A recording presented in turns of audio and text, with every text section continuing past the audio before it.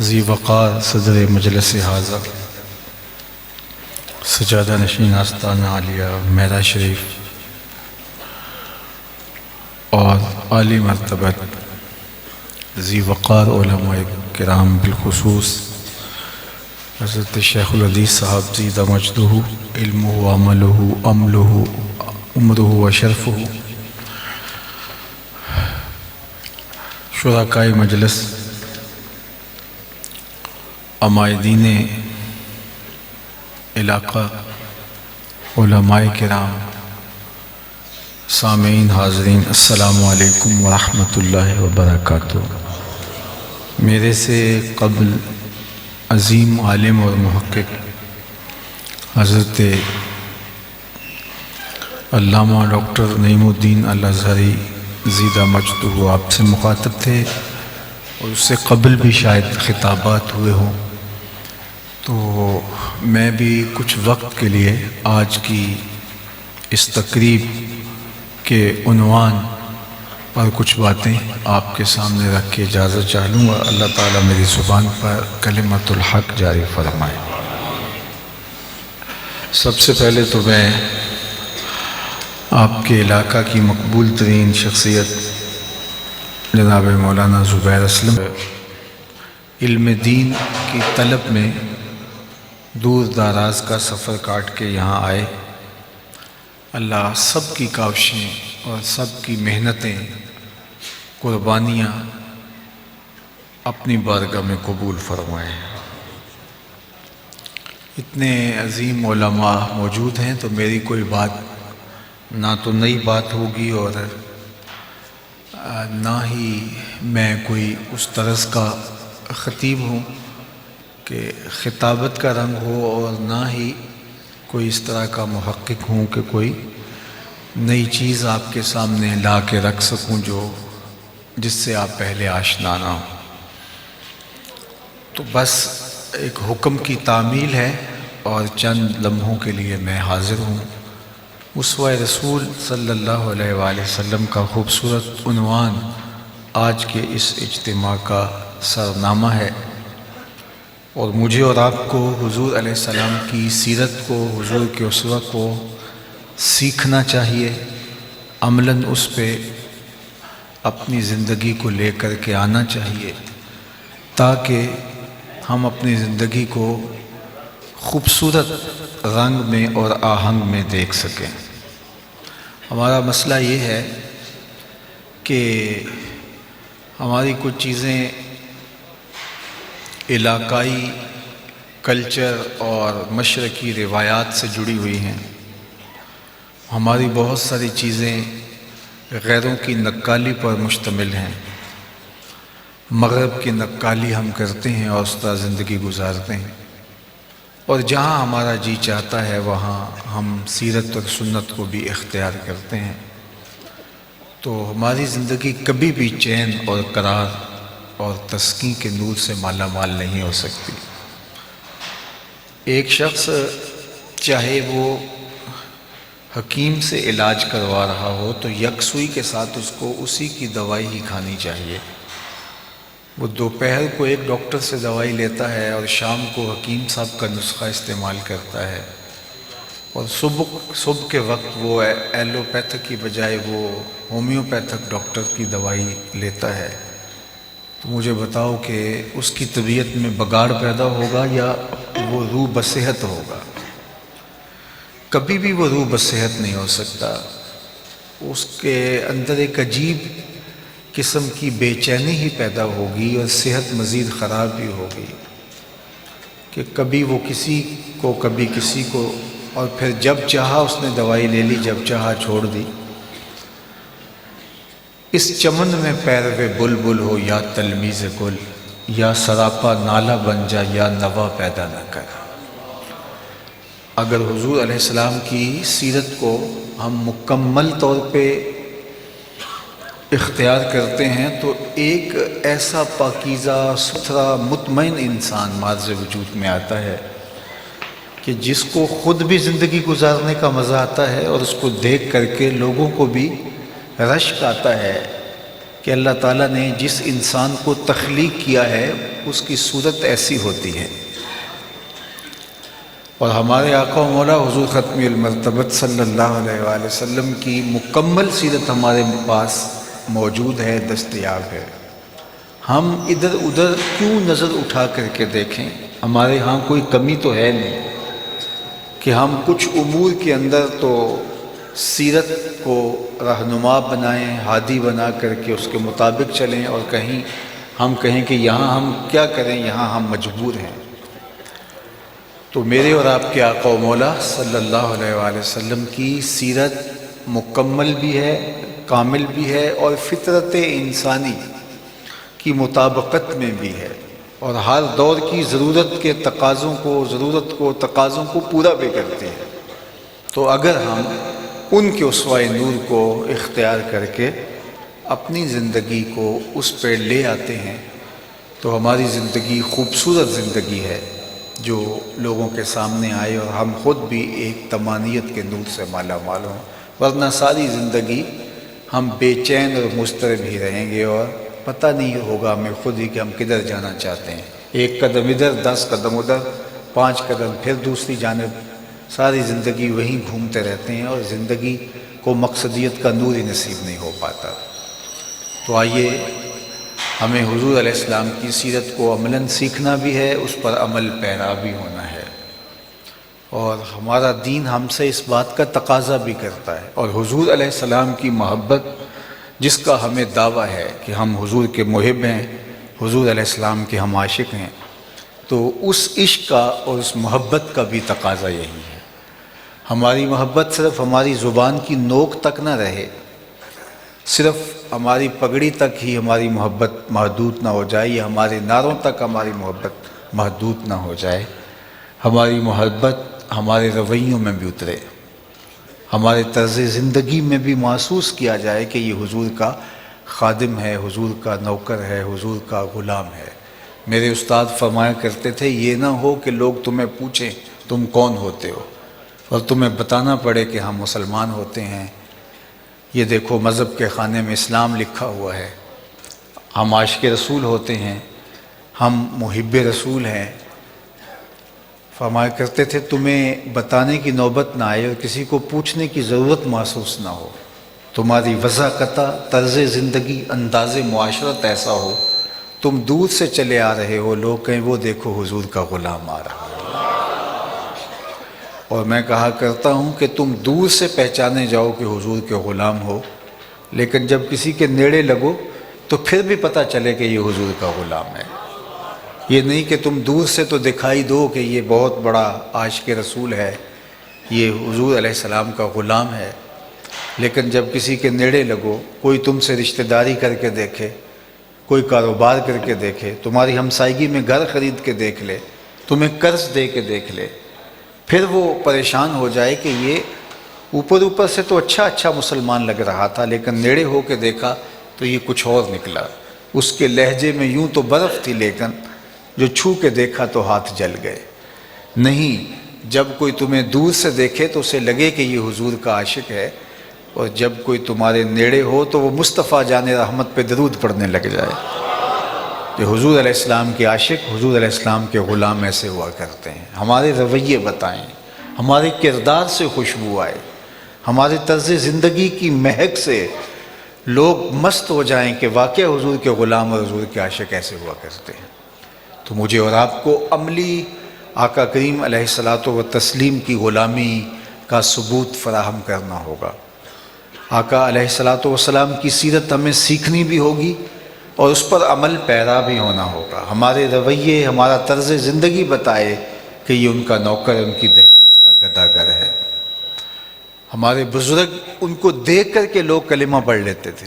امام محمد بن حسن شیبانی امام اعظم ابو حنیفہ کے شاگرد ہیں، اور جب وہ بصرے آتے ہیں تو کوئی مناظرے کے لیے عیسائی کھڑا ہو جاتا ہے کہ مسلمانوں کا امام آ تو لے، ایسے سوال کروں گا کہ جواب نہیں دے پائیں گے۔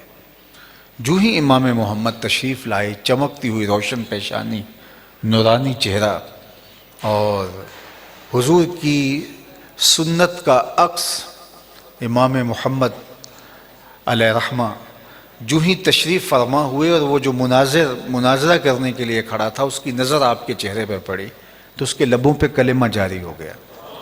تو لوگوں نے کہا تم تو مناظرہ کرنے آئے تھے اور تم کلمہ پڑھنے لگے. تو اس عیسائی پادری نے کہا جب میں نے مسلمانوں کے امام کو دیکھا، ان کی چمکتی روشن پیشانی کو دیکھا اور ان کے چہرے پہ میری نظر پڑی تو برجستہ میرے دل میں خیال آیا کہ جب مسلمانوں کا چھوٹا محمد اتنی شان والا ہے، بڑا محمد کیسا ہوگا. یہ شان ہے خدمت گاروں کی، سرکار کا عالم کیا ہوگا. ہمارے کردار نے دین پھیلایا تھا. ہمارے صوفیہ یہاں آئے اور دین پھیلا، ان کے کردار نے پھیلایا تھا. جتنی تقریریں میں کر رہا ہوں اتنی داتا صاحب نے تو نہیں کی تھی، اتنی حضرت خواجہ معین الدین چشتی اجمیری نے تو نہیں کی تھی. وہ تو جہاں سے گزرتے گئے کردار کی خوشبو پھیلتی چلی گئی.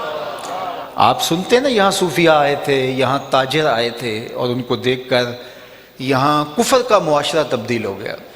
بتوں کو پوجنے والے، جانوروں کو پوجنے والے، حشرات الارض کو پوجنے والے.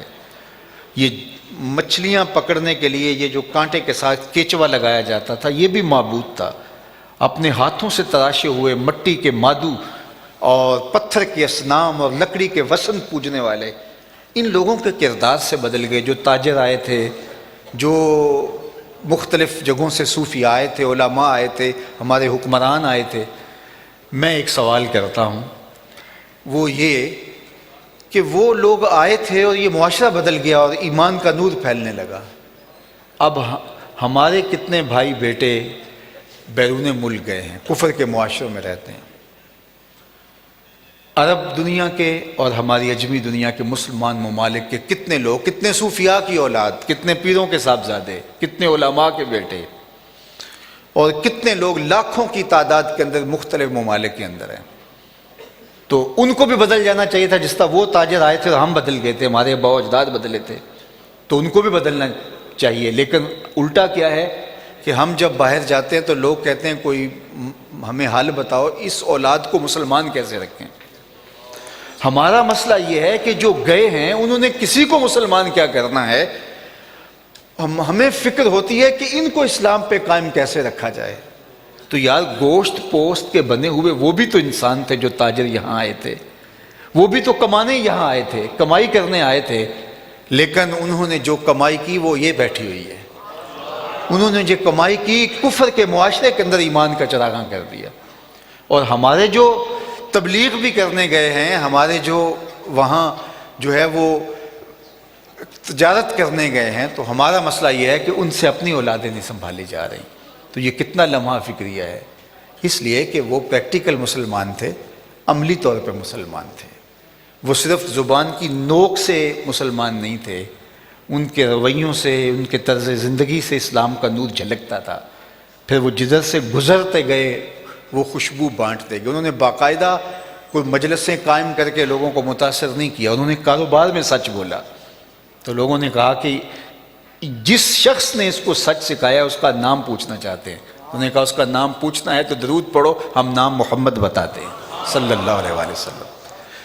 تو اب ہمارے رویے لوگوں کے اسلام کے راستے کے اندر رکاوٹ بن گئے. ایک انڈین رائٹر ہے سوامی لکشمن پرساد، اس نے ایک کتاب لکھی عرب کا چاند. کوئی بہت ضخیم کتاب نہیں ہے، وہ 250-300 صفحات پر مشتمل ہو گیا. میٹرک کے زمانے میں وہ کتاب اتنے شوق سے پڑھی کہ ایک ہندو نے لکھی ہے، پھر 2 بار پڑھی، پھر 3 مرتبہ پڑھی وہ کتاب. تو بڑی خوبصورت کتاب لکھی. تو کسی نے سوامی سے کہا کہ تو مسلمانوں کے نبی کی سیرت پر اتنی خوبصورت کتاب لکھی ہے کہ اس کو پڑھ کر کے ایمان تازہ ہوتا ہے، تو خود مسلمان کیوں نہیں ہو گیا؟ تو اس کا جو جواب سنیے وہ کتنا آنکھیں کھول دینے والا ہے. ہمارے روڈ پہ ایک گاڑی چلتی تھی، اس کے پیچھے لکھا ہوتا تھا عقل نہ ہو تو موجہ ہی موجہ. اگر نہ سمجھے تو موج ہے، لیکن اگر سمجھے تو یہ نیندیں اچاٹ کر دے جملہ. تو اس سے پوچھا گیا کہ تو خود مسلمان کیوں نہیں ہو جاتا؟ تو اس نے کہا جب میں مسلمانوں کے پیغمبر کی سیرت لکھنے کے لیے امہات کتب سیر کا مطالعہ کیا تو میرے دل میں بھی یہ جذبہ جاگا کہ اس پیغمبر پر ایمان کیوں نہ لے آؤں جس کی سیرت اتنی تابناک اور روشن ہے. لیکن جب دور موجود کے مسلمانوں کو دیکھتا ہوں تو میں کہتا ہوں میں ہندو ہی ٹھیک ہوں. ہمارا وجود لوگوں کے ایمان لانے کے راستے میں رکاوٹ بن گیا. اور ہمارے اسلاف کا وجود کفر کے اندھیرے دور کرنے کا ذریعہ بنا۔ اس لیے ہمیں اپنے اوپر غور کرنا ہوگا، ہم دنیا کو کیسے مسخر کر سکتے ہیں، دنیا کی کیسے تسخیر کر سکتے ہیں۔ ہم تو اپنے وجود کو بھی مسخر نہیں کر سکتے، اپنی خواہشات پہ قابو نہیں ڈال سکتے، اپنی آرزوؤں پر ابھی کنٹرول نہیں کر سکے۔ جب تک ہم ان کی محبت کے سانچے میں نہیں ڈھل جاتے، میرے حضور قبلہ عالم شیخ مربی نے کہا تھا، یاری لاتوں پاک نبی سنگ اے پر پوری یاری، پھر درود قبول ہے تیرا لکھ نہ لوں ایک واری۔ تو ان کی محبت کے سانچے میں ڈھل کر کے ہم اپنی زندگی کو خوبصورت پیرائے میں دیکھ سکتے ہیں۔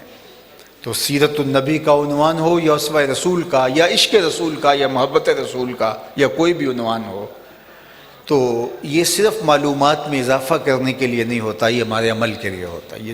یہ سمیع تلذذ کے لیے نہیں ہوتا کہ کانوں کی لذت اس سے حاصل کر لیں، بلکہ اس ہمیں سیکھنے بیٹھتے ہیں کہ ہمارے آقا کریم کس طرح زندگی گزارتے تھے، اور انہوں نے جس طرح زندگی گزاری ہے، جس طرح شب و روز بسر کیے ہیں، تو ہمیں اس پر اپنی زندگی کو لانا ہوگا۔ آقا کریم علیہ السلام سے پوچھا گیا کہ مومن بزدل ہو سکتا ہے؟ کہا نہیں، مومن بہادر ہوتا ہے، لیکن ہو سکتا ہے کہ کبھی وہ بزدلی بھی کر جائے، بشر ہی تو ہے۔ پھر پوچھا گیا مومن بخیل ہو سکتا ہے؟ فرمایا مومن بخیل نہیں ہوتا، سخی ہوتا ہے، لیکن ہو سکتا ہے کبھی اس سے بخل بھی ہو جائے۔ پھر تیسرا سوال حضور علیہ السلام سے کیا گیا کہ مومن جھوٹا ہو سکتا ہے؟ فرمایا جھوٹا نہیں ہو سکتا۔ یہ طے شدہ بات ہے کہ مومن ہو اور جھوٹا ہو، یہ نہیں ہو سکتا۔ میں اور آپ دیکھیں کہ ہم مومن بھی ہیں اور جھوٹے بھی ہیں، ہم مومن بھی ہیں اور خائن بھی ہیں، ہم مسلمان بھی ہیں اور مکار بھی ہیں، ہم مسلمان بھی ہیں اور دوسرے کو دجل و فریب بھی دے رہے ہیں۔ اگر یہ ابو جہل کو راز معلوم ہو جاتا کہ اسلام بھی چل جائے گا اور جھوٹ، مکر، فریب، دجل، تلبیس، جھوٹی سرداری کا بت بھی قائم رہے گا، تو اس کو کیا ضرورت تھی ٹکر لینے کی؟ وہ اسلام بھی قبول کر لیتا اور زندگی بھی اپنی خواہش کے مطابق گزارتا رہتا۔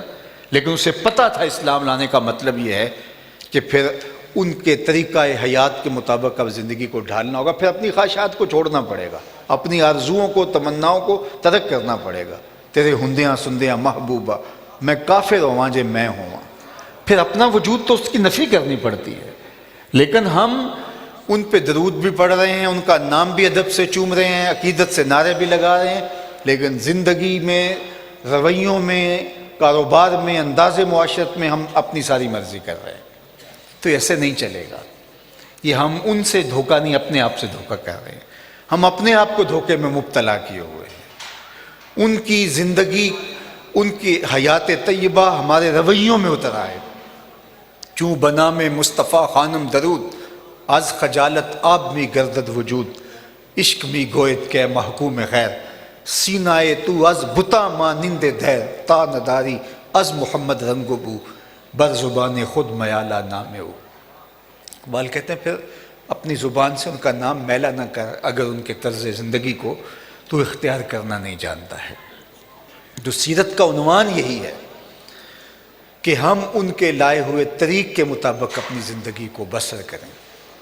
تو جھوٹ ہمارے رگ و ریشہ میں محو نفوذ ہے۔ ہمارا تاجر کہتا ہے اگر جھوٹ نہیں بولتے تو سودا ہی نہیں بکتا۔ میں نے کہا جاپان والے کیسے بیچ لیتے ہیں، آپ کا ہی نہیں بکتا۔ ان کی ماں نے بتایا کہ جھوٹ نہیں بولنا، وہ نہیں بول رہے۔ تو ہمارے نبی علیہ السلام نے بتایا کہ جھوٹ نہیں بولنا، لیکن ہم ان کا ادب بچا لاتے ہیں، ان کے لیے ہماری جانیں بھی قربان ہیں، لیکن ان کی یہ بات ماننے کے لیے ہم تیار نہیں ہیں۔ تو پھر ہمیں سوچنا ہوگا کہ ہم کس سے دھوکہ کر رہے ہیں، ان سے نہیں، اپنے آپ سے کر رہے ہیں۔ تو مومن کی زندگی سچائی کے ساتھ جڑی، ہمارا معاشرہ سچ سے بالکل عاری ہو گیا۔ ابھی میں کہیں کہہ رہا تھا کہ حدیث پاک میں جو آیا کہ کوئی شخص جھوٹ بولتا ہے تو اس کے منہ سے بدبو نکلتی ہے، جو عام لوگ تو نہیں محسوس کر پاتے، لیکن اللہ کی نورانی مخلوق فرشتے اس کو محسوس کرتے ہیں، اور وہ 1 میل پیچھے ہٹ جاتے ہیں، اور وہ جھوٹ بولتا ہے اور فرشتے پیچھے ہٹتے چلے جاتے ہیں، رحمت کے فرشتے۔ اب گھر کے اندر باپ بیٹے سے، بیٹا باپ سے، ماں بیٹی سے، بیٹی ماں سے، بہو شوہر جو ہے وہ ساس سے، اور ساس بہو سے، بہن بھائی سے، بھائی بہن سے، سب ایک دوسرے سے جھوٹ بول رہے ہیں۔ تو وہاں اس گھر سے تو بدبو کے ببھوکے اٹھ رہے ہوں گے، اور اللہ کی رحمت کے فرشتے کتنی دور جا چکے ہیں۔ گھر میں برکت کیسے ہو گئی؟ اب ہم نے کہا کسی نے کالا جادو کر دیا، کسی نے بندش کر دی، ہمارے گھر کے اندر جو ہے وہ کسی نے ٹونا کر دیا، کسی نے تعویذ ڈال دیے، پھر بھاگتے ہیں عاملوں کے پاس، اور عامل کا تو کاروبار ہی یہی ہے، وہ تو بیٹھے اسی لیے، تو وہ تو آتے ہی کہے گا کہ تو وقت پہ آگے، اگر نہ آتا تو یہ تعویذ چل جانے تھے، اور جو رہی صحیح کوئی چیزیں وہ بھی نہیں رہنی تھی، تو پھر ہر اتوار کو اس کے ڈیرے پہ پھیرا لگانا پڑتا ہے۔ اللہ کا در چھوڑا اور در در کی رسوائی مقدر بن گئی، اور نتیجہ کیا ہوا کہ ہمارے گھر سے رحمتوں کے فرشتے روٹ گئے۔ ہم نے سمجھا کسی نے جادو کر دیا، کالا کر دیا، یہ سیاہی تو تم نے پھیری ہے اپنے گھر کی دہلیز پر، اپنے آنگن میں، اپنے صحن میں، اپنے گھر میں، دیواروں پر، گلیوں بازاروں میں، اطراف میں تم نے سیاہی جھوٹ کی پھیر دی ہے، اور رحمت کے فرشتے دور ہٹ گئے ہیں۔ تو زندگی سچ کے ساتھ جوڑو، سچ ہی خیر ہے، سچ ہی طمانینت قلب کا ذریعہ ہے۔ جھوٹ بول کے اگر وقتی طور پہ کوئی فائدہ بھی حاصل ہو جاتا ہے، اندر کی بے چینی نہیں جاتی۔ سچ بول کے کوئی نقصان بھی اٹھا لیتے ہو تو پھر بھی اندر کا اطمینان آپ کو ایک عجیب نور دے گا۔ وہ بے چینی، وہ بے قراری جو آپ کو جو نقصان پہنچا ہے، تو وہ نقصان جو ہے وہ اس کا مداوع ہو جائے گا، لیکن جو دل کا قرار اور دل کی تسکین ہے، وہ زندگی کے اندر نور اور روشنی بھر دے گا۔ وہ کیا کسی نے کہا تھا کہ لوٹ کر بھی کوئی بے چین رہا اور لٹ کے بھی چین سے سویا کوئی۔ تو سچ کو اپنے ساتھ جوڑ لینے سے، تو یہ میرے اور آپ کے آقا مولا حضور ختم المرتبت کی سیرت کا جلی عنوان ہے۔ میرے اور آپ کے آقا و مولا علیہ الصلوۃ والتسلیم کو اعلان نبوت سے قبل بھی صادق اور امین کہا جاتا تھا۔ ہم اس نبی کے ماننے والے ہیں، یہ حضور کی سیرت کا عنوان ہے جو عملاً جس کا عکس ہمارے اندر ہونا چاہیے۔ تو صادق اور امین ابھی اعلان بھی نہیں کیا، اور آقا کریم جب کوہ صفا پہ کہا کہ لوگوں میں کہوں پہاڑ کی دوسری جانب ایک لشکر آ رہا ہے جو تمہیں طاقت و تاراج کر کے رکھ دے گا، میری بات مان لو گے؟ تو انہوں نے بیک زبان کہا کہ اگر نہ بھی نظر آیا تو کہیں گے ہم اندھے ہیں، آپ سچے ہو، آپ کی صداقت پہ میں اتنا یقین ہے۔ تو حضور کا غلام بھی ایسا ہونا چاہیے کہ لوگ یہ سمجھیں کہ یہ حضور علیہ السلام کا غلام ہے، یہ جھوٹ نہیں بول سکتا، یہ دھوکہ نہیں کر سکتا، یہ 2 نمبر مال نہیں دے سکتا، اس لیے کہ یہ عاشق رسول ہے، یہ غلامی رسول کا دم بھرتا ہے، یہ مسلمان ہے، یہ حضور علیہ السلام کے نام سے منسوب ہے، نقصان اٹھا لے گا، خسارہ گوارہ کر لے گا، مشکل سہ لے گا، لیکن یہ نہیں کر سکتا۔ لیکن ہم کھڑے کہاں ہیں؟ تو ہمیں دیکھنا چاہیے کہ آج ہمارا وجود ہمارے لیے ہی شرمندگی کا باعث ہے۔ آقا کریم علیہ السلام کی سیرت کا صرف ایک عنوان آپ کے سامنے، جو برجستہ عنوان ام المومنین حضرت سیدہ خدیجۃ الکبریٰ رضی اللہ تعالی عنہا نے حضور کے لیے بیان فرمایا۔ جب پہلی وحی کا نزول ہوا تو قرآن تو اگر پہاڑوں پہ بھی نازل ہو تو فرمایا کہ وہ بھی ریزہ ریزہ ہو جائیں۔ یہ تو حضور کا سینہ تھا، حضور کا قلب اطہر تھا جو سہار گیا۔ تو حضور تشریف لائے تو سردی محسوس ہو رہی تھی، تو کہا زملونی، مجھے چادر دے دو، تو انہوں نے حضور کے کندھوں پہ چادر اڑا دی۔ تو حضور کو پریشان دیکھا تو تسلی دیتے ہوئے کہا کہ کلا واللہ لا یخزیک اللہ ابدا، آپ کا رب آپ کو کبھی بھی بے آبرو نہیں ہونے دے گا۔ کیوں؟ انک لتصل الرحم، آپ صلہ رحمی کرتے ہیں، یہ آپ کا نمایاں وصف ہے جو برجستہ بیان فرمایا۔ ابھی اعلان نبوت حضور نے نہیں کیا، حضور کے اوصاف حمیدہ جو ام المومنین بیان کر رہی ہیں، چونکہ گھر میں سب سے قریب شخص جو ہوتا ہے، جو کسی شخص کے کردار کو، کسی کی سیرت کو نمایاں بیان کر سکتا ہے، اور اس کے سامنے کوئی شخص کھل کے ہوتا ہے، وہ بیوی ہی ہوتی ہے۔ انسان بہت سارے لوگوں کے سامنے مختلف تکلف میں ہوتا ہے، لیکن گھر میں تو وہ تکلف نہیں کر پاتا مستقل طور پہ۔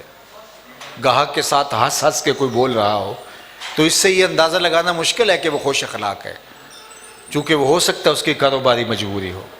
یہ آج کل یہ تصویریں کھینچنے کے لیے تو وہ کہتے ہیں تھوڑا سا مسکرائیے، تو وہ بھی مسکرانا پڑتا ہے۔ تو اب اس کا یہ مطلب تھوڑا ہے کہ یہ بندہ بہت زیادہ خوش مزاج ہے کہ آپ کو دیکھو کہ یہ مسکرا رہا ہے، جس تصویر میں دیکھو مسکرا رہا ہے، یہ تو تصویر کھنچوانے کی مجبوری ہو سکتی ہے۔ تو کہاں پتہ چلے گا کہ انسان اپنے اصلی روپ میں ہے؟ اللہ اکبر! تو اصلی روپ یہی ہے کسی کا کہ وہ اپنے گھر میں کیسا ہے۔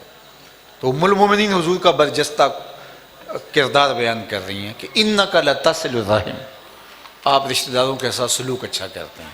دوسرا کردار حضور کا بیان کیا وتصدق الحدیث، آپ ہمیشہ سچ بولتے ہیں، زندگی میں کبھی جھوٹ نہیں ہے۔ اور تیسری بات ارشاد فرمائی وَتَحْمِلُ الْكَلَّ، جس کا کوئی بوجھ اٹھانے والا نہیں، اس کا آپ بوجھ اٹھانے والے ہیں۔ اور تیسری بات ارشاد فرمائی کہ وَتَقْسِبُ الْمَعْدُومَ، جس کا کوئی کمانے والا نہیں، اس کی ضرورت کے لیے آپ کماتے ہیں۔ اور پھر ارشاد فرمایا حضور علیہ السلام کی سیرت کے عنوان کو بیان کرتے ہوئے فرمایا کہ وَتَقْرِ الضَّيْفَ، آپ مہمان نواز ہیں۔ اور پھر فرمایا وَتُعِينُ عَلَىٰ نَوَائِبِ الْحَقِّ، اور راہ حق کے اندر جو مصیبت میں پھنس جائیں آپ ان کے ساتھ جا کے کھڑے ہو جاتے ہیں اور ان مشکل میں پھنسے ہوئے لوگوں کی معاونت کرتے ہیں، ان کی مدد کرتے ہیں۔ یہ 6 نمایاں وصف ہیں جو آقا کریم علیہ السلام کے ام المومنین نے برجستہ بیان کیے۔ یہ کم از کم نصاب ایک امتی کے اندر یہ 6 چیزیں تو ہونی چاہیے۔ اپنے نبی علیہ السلام کی سیرت کا اتنا عکس تو اس کے اندر واضح ہونا چاہیے کہ وہ اپنے رشتہ داروں کے ساتھ سلوک اچھا کرے۔ ہم کہتے ہیں کوئی 1 قدم پیچھے ہٹے گا، ہم 10 قدم پیچھے ہٹیں گے، یہ پھر کیا کمال ہوا؟ تم تو اس سے 9 گنا آگے بڑھ گئے نا۔ وہ 1 قدم پیچھے ہٹا اور آپ 10 قدم پیچھے ہٹ گئے، تو آپ تو اس سے آگے گزر گئے۔ کہا نہیں، تم 1 قدم پیچھے ہٹو گے، ہم نہیں ہٹنے دیں گے، ایک دن تمہیں بھی جیت لیں گے محبت کے زور پہ، تمہیں بھاگنے نہیں دیں گے۔ سل من قطعک وعط من حرمک واعف عن من ظلمک۔ حضرت عقبہ بن عامر رضی اللہ تعالیٰ عنہ فرماتے ہیں کہ حضور نے مجھے جو نصیحتیں کی تھی ان میں سے 3 نصیحتیں یہ تھی کہ جو تجھ سے تعلق توڑے تو اس سے تعلق جوڑ، جو تجھے محروم رکھے تو اس کی جھولیاں بھر دے، اور جو تیرے پہ زیادتی کرے تو اسے معاف کر دے۔ اللہ اکبر۔ تو صلہ رحمی کا درس دیا، فرمایا جو یہ چاہے کہ اس کی عمر میں برکت ہو اور رزق میں اضافہ ہو وہ رشتہ داروں کے ساتھ سلوک اچھا کرے۔ آپ مجھ سے پوچھیں کہ سب سے افضل صدقہ کون سا ہے، تو میں کہوں گا سب سے افضل صدقہ، میں اپنی طرف سے نہیں کہوں گا، یہ ہماری شریعت بتا رہی ہے ہمیں، افضل صدقہ ایک اعتبار سے وہ ہے جو ناراض رشتہ دار کو دیا جائے۔ جو رشتہ دار تم سے ناراض ہے اور ہر وقت تمہیں نیچے گرانے کے چکر میں رہتا ہے، آج خود پھنس گیا، مجبور ہو گیا، اب نفس کہتا ہے کہ اس کو تو نہیں دینا چاہیے، سانپ کا سر آ گیا پاؤں تلے، اسے کچل دینا چاہیے، اس کو تو مر جانا چاہیے، یہ ہر وقت ہمارے مخالف کھڑا رہتا ہے، شریکہ برادری ہے، تو اب تو اس کو کچل دیا جانا چاہیے۔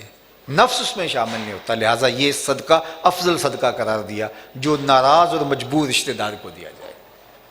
تو ہمارا دین تو ہمیں یہ سکھا رہا ہے، اور آقا کریم علیہ السلام نے جو سلوک کیا ان لوگوں کے ساتھ جنہوں نے حضور علیہ السلام کو تکلیفیں پہنچائی تھی، فتح مکہ کے دن جب حضور فاتح بن کے آئے، اللہ اکبر، یہ کیسا روشن دن تھا۔ 10,000 صحابہ کے ہمارا حضور مکے میں داخل ہوئے، اور آقا کریم علیہ السلام کی آرزو یہ تھی کہ لڑائی کی نوبت نہ آئے، لڑائی کی نوبت نہ آئے۔ 10,000 کا معقول لشکر تھا، تلواریں ساتھ تھیں، دشمنوں کو آج کاٹ کے کچل کے رکھ دیا جاتا، لیکن حضور علیہ السلام رحمت للعالمین ہیں۔ علماء تشریف فرما ہیں، ان سے پوچھئے کہ جو جنگ ہے فی نفس ہی قبا ہے، الہ کلمت الحق کے لیے کی جاتی ہے، تو اس لیے حسن پیدا ہوا اس کے اندر۔ تو یہ لازمی نہیں ہے کہ لوگوں کو پھنسا کے گردنیں کاٹے ہو، ان کو یہ شریعت کا مزاج ہی نہیں ہے۔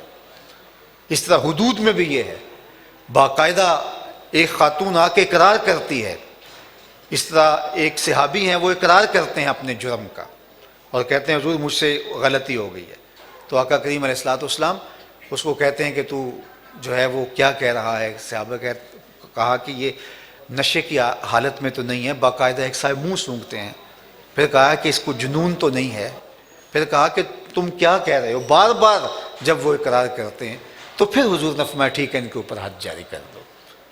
اور پھر بھی جب پہلا پتھر پڑا تو وہ بھاگنے لگا، تو صحابہ نے پکڑ کر کے اس کو جو ہے وہ سنگسار کیا۔ تو میرے آقا کریم کو جب پتہ چلا تو حضور بے چین ہو گئے، فرمایا وہ بھاگ پڑا تھا تو بھاگ دینے جانے چاہیے تھا۔ تو یہ لازمی نہیں ہے کہ ضرور آپ، تو اب حضور کیا فرما رہے ہیں کہ آگ جلاؤ، 10,000 لشکر کا فاصلے پہ خیمے لگاؤ اور ہر خیمے والا اپنے آگے آگ جلائے۔ اور حضور نے فرمایا کوئی ہو جو ابو سفیان کو لے کر آئے اور ایسی جگہ سے وہ اس لشکر کو دیکھے تاکہ وہ نفسیاتی طور پہ مرعوب ہو جائیں کہ اتنا بڑا لشکر ہے، اور لشکر جو ہے وہ چاروں طرف سے آگ جل رہی ہے اور ایک بہت بڑا لشکر دکھائی دے اور وہ لڑنے کی نوبت پہ ہی نہ آئیں، تاکہ بغیر لڑائی کے، بغیر قتل و غارت کے مکہ فتح ہو جائے۔ حالانکہ ان مکے والوں نے جو تکلیفیں دی تھیں، جو اذیتیں دی تھیں، گڑھے کھودے تھے، اوجڑیاں ڈالی تھیں، تکلیفیں پہنچائی تھیں، کانٹے بکھیرے تھے، کپڑا ڈال کر گلے میں تاؤ دیے تھے، کیا کچھ نہیں کیا تھا۔ حضرت سمیہ کو شہید کیا تھا، حضرت یاسر کو شہید کیا تھا، مکے کی گلیوں میں کتنا خون بہا تھا حضور کے جانثاروں اور غلاموں کا، اور میرے اور آپ کے آقا و مولا نے کتنی کتنی اذیتیں، کتنی کتنی تکلیفیں سہی تھیں۔ آج 10,000 کا لشکر لے کے کاٹ دیتے ان کو، لیکن فرمایا آگ جلاؤ، آگ جلائی گئی، اور حضرت عباس رضی اللہ تعالیٰ عنہ آئے اور ابو سفیان کو ایک ایسی جگہ پہ کھڑا کیا، یہ ابھی ایمان نہیں لائے تھے، کہ جہاں سے جو ہے وہ سارا لشکر دکھائی دے رہا تھا۔ تو کہا یہ کون لوگ ہیں؟ تو کہا کہ یہ حضور علیہ السلام کا لشکر ہے۔ تو برجستہ اس کی زبان سے نکلا کہ اے عباس، تیرے بھتیجے کی بادشاہت قائم ہو گئی۔ کہا بھولے نہ بنو، یہ بادشاہت نہیں، یہ نبوت ہے، یہ نبوت کی شان ہے۔ نفسیاتی دباؤ ایسا آیا کہ پھر لڑائی کی نوبت نہیں آئی، تھوڑی سی مزاحمت ایک دو جگہوں پہ ہوئی اور مکہ فتح ہو گیا۔ اب یہ لوگ تھر تھر کانپ رہے تھے کہ پتہ نہیں ہمارے ساتھ سلوک کیا ہوگا، ہم نے جو اذیتیں سب ایک ایک انہیں یاد تھیں، تکلیفیں جو پہنچائی تھیں، لیکن آقا کریم تشریف لائے اور فرمایا بتاؤ میں تمہارے ساتھ کیا سلوک کروں۔ تو انہوں نے کیا کہا؟ کریم باپ کے کریم بیٹے ہیں، ہم آپ سے خیر کی توقع رکھتے ہیں۔ انہوں نے یہ تھا کہ چلو گردنیں بچ جائیں، شہر بدر کر دیا جائے گا، مکے سے باہر نکال دیا جائے گا، گردنیں بچ جائیں، جان بچ جائے، اور انہیں تھا کم از کم یہ سزا تو ضرور ملے گی۔ لیکن ان کی آنکھیں حیرت سے پھٹی کی پھٹی رہ گئیں جب میرے حضور نے فرمایا کہ آج میں وہی کہوں گا جو میرے بھائی یوسف نے اپنے بھائیوں سے کہا تھا، لا تثریب علیکم اليوم اذهبوا انتم الطلقاء، جاؤ تم سب آزاد ہو، میں تمہیں سب کو معاف کرتا ہوں۔ عثمان بن طلحہ سے حضور نے کعبۃ اللہ کی چابی طلب کی تھی کہ میں کعبۃ اللہ کے اندر جانا چاہتا ہوں، اس نے انکار کر دیا تھا۔ آج حضور نے فرمایا عثمان بن طلحہ کی در حاضر ہوا، تو کعبۃ اللہ کا دروازہ کھلا، حضور تشریف لے گئے، واپس آئے تو سب کو آرزو تھی کہ شاید یہ بھاگ ہمارے جاگ جائیں کہ اب چابی ہمارے ہاتھ میں دے دی جائے، عثمان بن طلحہ کو تو نہیں ملے گی، اور سب منتظر تھے۔ لیکن میرے حضور نے فرمایا این عثمان بن طلحہ، عثمان بن طلحہ کہاں ہیں؟ تو حاضر خدمت ہوا تو اس کے ہاتھ میں چابی رکھتے ہوئے فرمایا یہ چابی تیری نسلوں سے بھی قیامت تک کوئی نہیں چھین سکے گا سوائے ظالم کے۔ آج بھی یہ شیبی خاندان ہے، یہ حضرت عثمان بن طلحہ کی اولاد سے ہے، اور اسی کے ہاتھ میں چابی دے دی۔ اور جب اس نے حضور کی شفقتوں کا برستا ہوا یہ می دیکھا تو کہا حضور ہاتھ بڑھائیے، میں آپ کا غلام بننا چاہتا ہوں، تیری تک کے ادامہ میں مرید ہو گئی۔ یہ تھا صلہ رحمی کا رنگ، لوگوں کو پیار سے نیڑے کیا جاتا ہے، دھکے نہیں دیے جاتے۔ دوسری بات جو ارشاد فرمائی میرے اور آپ کے آقا و مولا کے بارے میں ام المومنین نے، وہ وہی بات جس پر گفتگو ہو چکی، وَتَصْدُقُ الْحَدِيث، آپ ہمیشہ سچ بولتے ہیں، زندگی سچ کے ساتھ جڑی ہوئی ہے آپ کی۔ اور تیسری بات کہی وَتَحْمِلُ الْكَلَّ، جس کا کوئی بوجھ اٹھانے والا نہیں، اس کا بوجھ آپ اٹھاتے ہیں، کمزوروں، لاچاروں، اراملہ، مساکین، یتاما، جن کا کوئی بوجھ اٹھانے والا نہیں ہے، ان کا بوجھ آپ اٹھاتے ہیں، دکھی لاچاروں کے کام آتے ہیں۔ اللہ اکبر، یہ حضور کی سیرت کا عنوان ہے۔ اپنے لیے جینا یہ کون سا کمال ہے، اوروں کے لیے جینا کمال ہے۔ آپ نے دیکھا ہوگا کہ بادل برستا ہے تو اس کا فائدہ جو ہے وہ بادلوں کو تو نہیں ہوتا، اس کا فائدہ تو زمین کو ہوتا ہے۔ زمین سے سبزہ اگتا ہے تو زمین کو فائدہ تو نہیں ہوتا، وہ تو جانوروں کو ہوتا ہے۔ جانور چارہ کھاتے ہیں تو خود فائدہ تو نہیں ہوتا، وہ دودھ تو اوروں کے لیے دان کرتے ہیں۔ کبھی آپ نے درخت کو نہیں دیکھا ہوگا کہ اپنی چھاؤں میں بیٹھا ہو، وہ تو خود جلستا ہے دھوپ کے اندر، اوروں کو چھاؤں فراہم کرتا ہے۔ درختوں پر لگنے والا پھل جو ہے وہ اوروں کے کام و دھان کی تسکین کا سامان کرتا ہے۔ اوروں کے لیے جینا کمال ہے، اوروں کے لیے زندگی گزارنا کمال ہے، اوروں کے لیے آپ کا دامن وسیع ہو جائے، لوگوں کو اپنے دامن رحمت کے حصار میں لے لیں، لوگوں کے لیے نرم دل بن جائے، لوگوں کی ضرورتوں کی تکمیل کریں۔ اللہ اکبر، یہ حضور علیہ السلام کی سیرت ہے۔ کتنا ستھرا معاشرہ تشکیل پا جائے اگر ہم سیرت کے صرف ان 6 عنوان پہ آ جائیں۔ وَتَحْمِلُ الْكَلَّ وَتَقْسِبُ الْمَعْدُومِ، جس کا کوئی کمانے والا نہیں ہے، اس کی ضرورت آپ پوری کرتے ہیں، اس کے لیے آپ کمائی کر کے اس کی ضرورت کی تکمیل کرتے ہیں۔ ہم سمجھتے ہیں کہ جناب اگر ہمارا ہمسایہ غریب ہے تو ہماری ذمہ داری تھوڑی ہے، اگر اس کے بچے زیادہ ہیں، وہ کثیر العیال ہے، تو ہماری ذمہ داری تھوڑی ہے۔ ہم اپنی تجوریاں بھرتے چلے جاتے ہیں، ہمیں خیال ہی نہیں ہوتا کہ یہ بھی تو ہماری ہمسائیگی میں ہے، ہماری ذمہ داری ہے۔ یہ تو پھر کفار والی بات ہوئی. کفار مکہ نے کہا تھا کہ جن کو اللہ نے غریب بنایا ہے ہم ان کو کیسے امیر کر سکتے ہیں، جب اللہ نے نہیں دیا تو ہم کیوں دیں ان کو. یہ آزمائش ہے تمہاری، تمہیں دولت دے کے آزمایا گیا، اور ان کی آزمائش ہے انہیں غربت دے کے آزمایا گیا. میں کہتا ہوں اسلامی معاشرت کے اندر جب ہم ایک دوسرے کا درد بانٹنے کی جو تلقین کی گئی ہے، مجھے بتائیے ایک گلی کے اندر 10 گھر ہیں، اگر 10 گھر ایک گلی کے اندر ہیں تو اس میں سے 2 گھر ہوں گے جو غریب ہوں گے، باقی 8 گھر جو ہیں وہ آسودہ ہوتے ہیں، اور اس میں سے کوئی بہت اچھے ہوتے ہیں اور کچھ چلو اپنا گزر کر رہے ہوتے ہیں.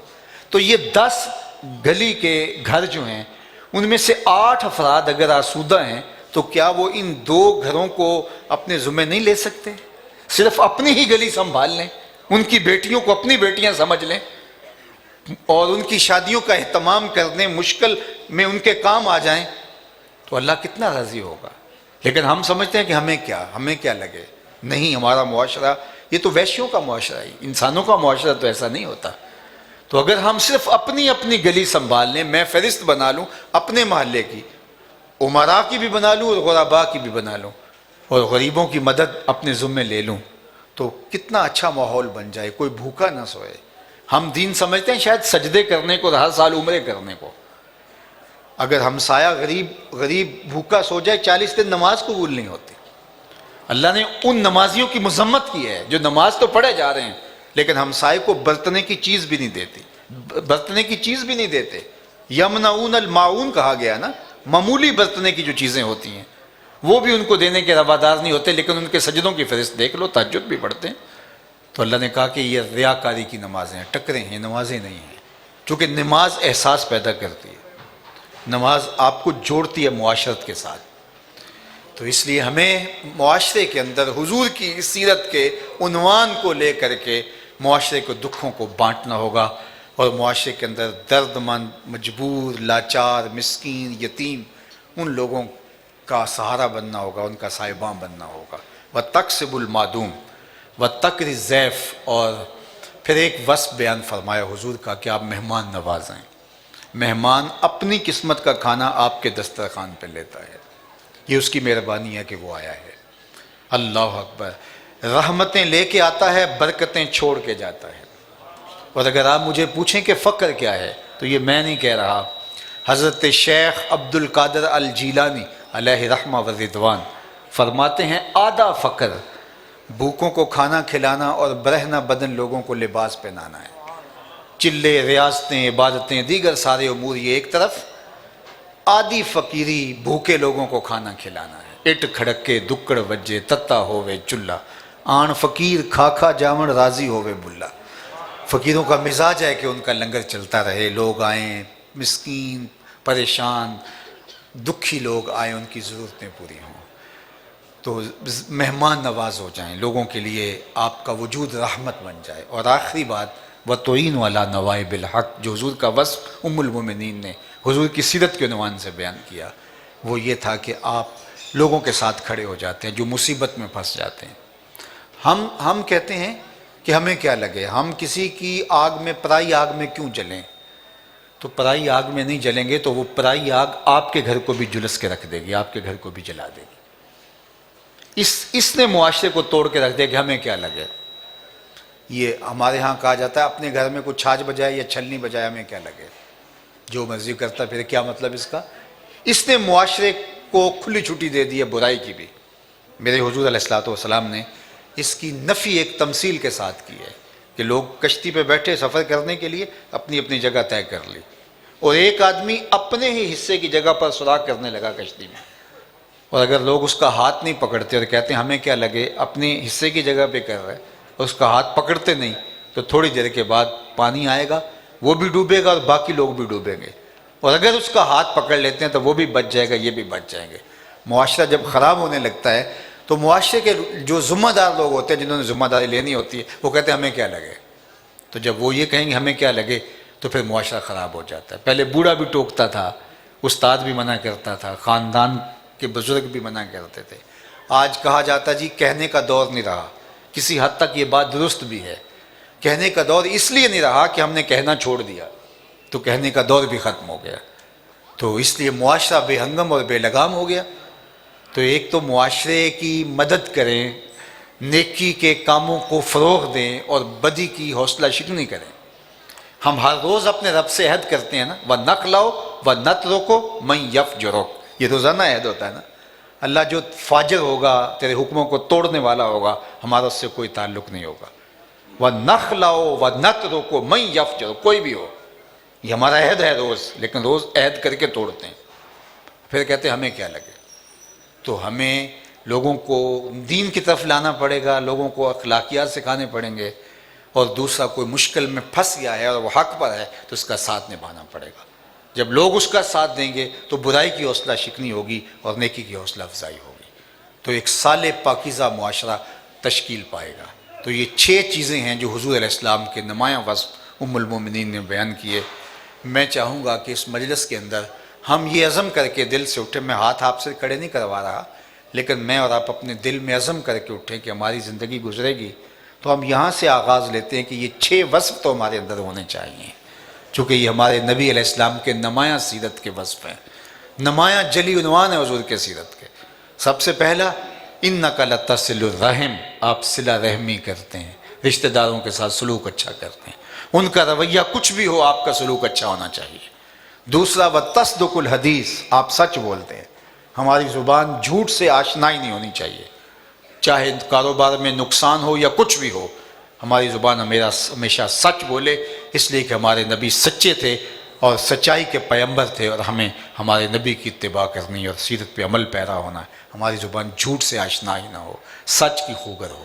تیسری بات فرمایا کہ وَتَحْمِلُ الْكَلَّ، آپ کا وصف ہے کہ جس کا کوئی بوجھ اٹھانے والا نہیں اس کا بوجھ اٹھائیں، لوگوں کے تھوڑے تھوڑے بوجھ ہوتے ہیں، اٹھا لیا کریں، لوگوں کی دل جوئی ہو جاتی ہے۔ اور چوتھا وصف بیان فرمایا وَتَقْسِبُ الْمَعْدُومَ، جس کا کوئی کمانے والا نہیں آپ اس کے لیے بھی کمائیں، کاروبار کریں، ملازمت کریں، تجارت کریں، تو نیت کریں کہ میرے محلے میں، گلی میں یہ لوگ غریب ہیں، اللہ مجھے اتنا مال دے تو میں ان بیٹیوں کو بھی، ان کی بھی شادی کرنی ہے، ان کے بچوں کو بھی پڑھانا ہے۔ آپ نے جب نیت کر لی تو ان کے حصے کا رزق بھی آنا شروع ہو جائے گا، اور ثواب آپ کو ملے گا، قسمت ان کی ہوگی، تو شامل کریں ان کو، ان کے لیے کمائیں۔ اور پھر پانچویں چیز بیان فرمائی وَتَقْرِ الضَّيْفَ، دسترخوان کشادہ کریں، لوگوں کو کھانا کھلائیں، رشتہ داروں کو، عزیزوں کو، بھائیوں کو کھانا، اسلام نے اس کی بہت ترغیب دی ہے، کھانا کھلانے کی۔ شادی ہے تو ولیمہ کرو، دسترخوان کشادہ کرو، بیٹا پیدا ہوا ہے تو عقیقہ کرو، دسترخوان، تو یہ ہمیں ترغیب بار بار دی ہے کھلانے کی۔ قسم توڑ بیٹھے ہو تو کہا کہ 10 مسکینوں کو کھانا کھلاؤ، روزہ توڑ بیٹھے ہو تو 60 مسکینوں کو کھانا کھلاؤ، کفارۂ زہار میں اتنے مسکینوں کو کھانا کھلاؤ، یہ ہمیں ترغیب دی، ہمیں کھلانے کی ترغیب دی گئی ہے۔ تو یہ انسانی بنیادی ضرورت ہے کھانا، تو اس کے لیے ہمیں یہ ترغیب دی گئی تاکہ تمہارا مزاج ہو، خوش دلی کے ساتھ پیش کرو۔ اور آخری بات جو حضور کا نمایاں وصف کہ جو مشکل اور مصیبت میں پھنس جائے اس کے ساتھ کھڑے ہو جاؤ۔ اللہ ہمیں حضور کی سیرت پہ عمل کی توفیق عطا فرمائے۔ اور میں آپ کو یہ بھی کہوں گا کہ دوستوں کو بھی کھانا کھلائیں، کبھی آپ یہ طے کریں کہ آج کا کھانا ہم دارالعلوم میں کھائیں گے، اور یہاں 200 یا 300 جتنے بھی بچے ہیں ان کا کھانا تیار کر کے لائیں، اور چٹائیوں پر بیٹھ کے ان کے ساتھ بیٹھ کے کھانا کھائیں کہ یہ کھانا ہمارے ان بیٹوں کے لیے آج ہماری طرف سے، اور ہم ان کے ساتھ مل کے بیٹھ لیں گے، ان لقموں کا جو لطف آئے گا وہ کبھی نہیں بھول سکیں گے آپ۔ یہ جتنے لوگ آپ بیٹھے ہیں 365 لوگ چاہیے پورے سال میں، تو یہ تو ہزاروں لوگ ہیں، اور ہر بار آدمی یہ کہے کہ 150 یا 200 آدمیوں کا جو ہے وہ کھانا ایک وقت کا میں اپنے ذمہ لیتا ہوں، تو یہ کچن کا تو مسئلہ ہی حل ہو گیا یہاں ایک ہی مسئلے کے اندر، اگر ہم حضور علیہ السلام کی سیرت کو اختیار کرنے لگ جائیں تو آئیے میں اور آپ، یہ اللہ نے، یہ مجھے بڑی خوشی ہوئی، مسرت ہوئی، میں اصل تھکا ہوا آیا ہوں، لیکن اس کے باوجود بھی اتنی گفتگو کی اللہ نے ہمت دے دی، توفیق دے دی، تو بڑی مسرت ہوئی۔ اوپر نیچے کتنا ہجوم عاشقاں ہے، اور میں سمجھتا ہوں کہ اس امت پہ اور اسلام پہ اللہ کا کتنا فضل ہے کہ اس دور کے اندر بھی جو زوال امت کا دور ہے، اس دور کے اندر بھی حضور کی محبت سینوں میں رکھی ہوئی ہے، اس دور میں بھی اسلام کا پیار اللہ نے سینوں میں رکھا ہوا ہے، تو یہ ان کی حوصلہ افزائی کرنی چاہیے۔ مجھے خوشی ہوئی کہ علامہ صابر ایوب صاحب کا شکریہ انہوں نے جس طرح ادا کیا، حالانکہ وہ بھی ایک مدارس کا نیٹ ورک چلا رہے ہیں، اور ہم دیکھتے ہیں کہ یہ جس طرح تناؤ ہوتا ہے برادریوں میں، تو مدارس کا مدارس والوں کے ساتھ تناؤ ہوتا ہے، لیکن یہ عجیب ہے جب ہماری منزل ایک ہے تو ایسا کیوں ہے؟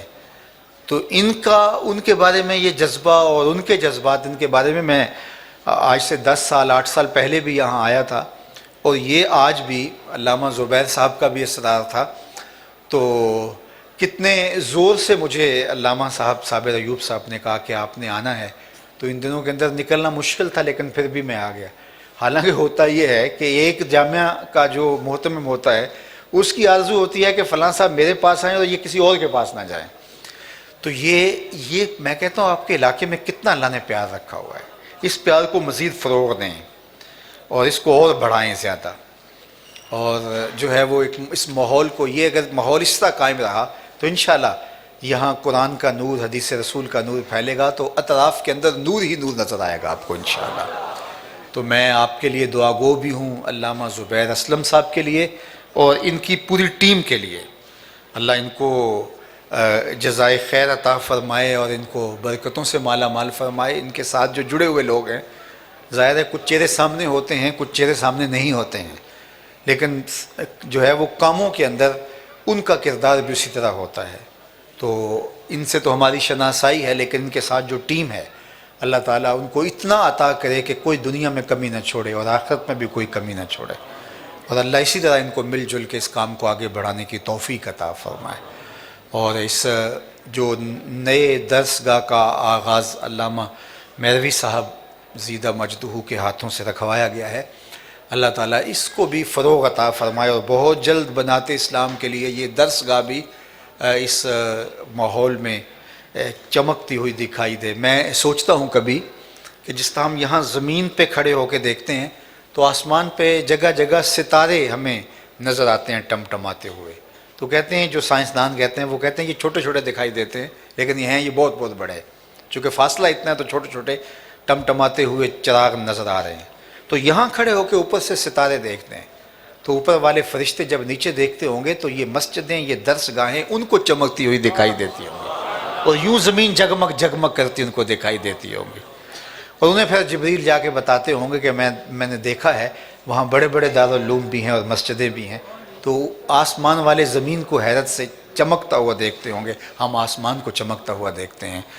میں پچھلے دنوں کے اندر، بلکہ آج میں یہاں حاضر ہوا تو میں نے فاتحہ کے لیے آنا ہی تھا، تو ساتھ یہ ایک جو ہے وہ سفر میں 2 کام ہو گئے، تو علامہ صابر ایوب صاحب کی والدہ محترمہ پچھلے دنوں میں انتقال کر گئیں، اور علامہ زبیر اسلم صاحب کی والدہ ماجدہ بھی کچھ عرصہ قبل انتقال کر گئیں، تو مائیں تو کبھی فراموش نہیں ہوتی، اور یہ جو بھی تربیت ہوتی ہے پیچھے ماؤں کی تربیت کا رنگ ہوتا ہے، ماؤں نے لال دیے ہوتے ہیں دین کے راستے کے اندر، اور پھر وہ فروزاں کر رہے ہوتے ہیں، اور یہ وہ صدقہ جاریہ ہے جو ان ماؤں کو پہنچتا ہے، جو کبھی بھی ختم ہونے والا نہیں ہے۔